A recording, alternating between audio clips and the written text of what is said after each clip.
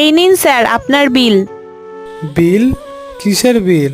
Sir, আপনি যেগুলো খেলেন তার বিল। আচ্ছা, এইগুলোর বিল। কিন্তু ম্যাডাম, আমার কাছে তো টাকা নেই। স্যার, সকাল সকাল কেন আমার সাথে এরকম মজা করছেন? এত সুন্দর জামা কাপড় পরে আছেন আর বলছেন আপনার কাছে টাকা নেই। স্যার প্লিজ বিলটা দিয়ে দিন। ম্যাডাম, আমি মজা করছি না, আমার কাছে সত্যিই টাকা নেই। আপনি খেতেই আসলেন কেন যখন আপনার কাছে টাকা নেই? ম্যাডাম, আমি না খুব বড় বিজনেসম্যান ছিলাম।